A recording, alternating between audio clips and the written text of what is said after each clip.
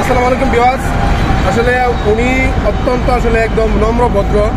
তো উনি আমাকে কোনো উৎসুকমানি করে নাই, আপনারা দেখেই বুঝতে পারতেছেন। এক লাখ আমি ওনার কাজটা করছি।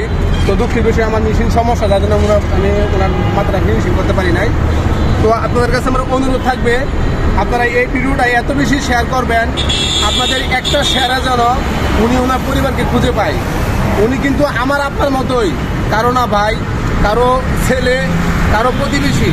তো আপনার কাছে অনুরোধ থাকবে, আপনারা এই ভিডিওটা এত বেশি শেয়ার করবেন, আপনাদের শেয়ারের মাধ্যমে যেন এই লোকটা যেন তার পরিবারকে খুঁজে পায়।